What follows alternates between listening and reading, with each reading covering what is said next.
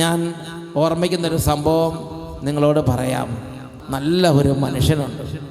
എന്തു കാര്യത്തിന് പോകുന്നതിന് മുമ്പും അദ്ദേഹം പ്രാർത്ഥിക്കും. അദ്ദേഹത്തിൻ്റെ അമ്മ ദൈവഭയമുള്ള അമ്മയാണ്. ബന്ധുക്കളും മിത്രങ്ങളെല്ലാം പറഞ്ഞ് നീ അമേരിക്കയിലേക്ക് പോ, നീ ഓസ്ട്രേലിയയിലേക്ക് പോ, നീ കാനഡയ്ക്ക് പോ എന്നൊക്കെ അദ്ദേഹത്തിന് അതിനുള്ള ക്വാളിഫിക്കേഷനുണ്ട്. പോയാൽ നല്ല ശമ്പളം, നല്ല ജോലി എല്ലാം ഉറപ്പാണ്.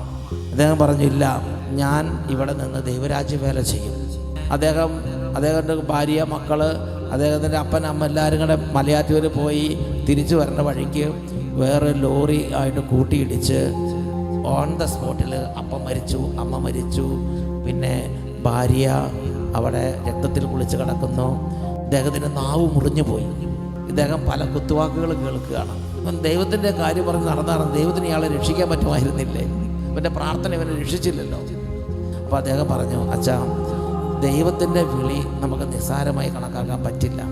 ഞാൻ എൻ്റെ കർത്താവിൽ നിന്നോ സമർപ്പണത്തിൽ നിന്നോ ഞാൻ ഒരു ഇഞ്ച് പോലും പുറകോട്ട് പോകാൻ ആഗ്രഹിക്കുന്നില്ല. അദ്ദേഹത്തിൻ്റെ ജീവിതം മുഴുവനായും കർത്താവിനെ സമർപ്പിക്കുകയാണ്.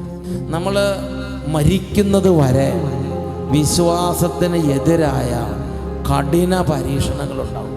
മൂശയിൽ ഉരുക്കുന്ന സ്വർണം പോലെ, അഗ്നിയിൽ ഉരുക്കുന്ന സ്വർണം പോലെ നിങ്ങൾക്ക് വിശ്വാസമുണ്ടെങ്കിൽ നിങ്ങളുടെ വിശ്വാസ ജീവിതം ടെസ്റ്റ് ചെയ്യപ്പെടും. പരീക്ഷണത്തെ അതിജീവിക്കുന്ന വിശ്വാസം, ഈ വിശ്വാസം ഉള്ളവർക്ക് മാത്രമേ ഈശോയുടെ സിംഹാസനത്തിൽ ഇരിക്കാൻ പറ്റുള്ളൂ.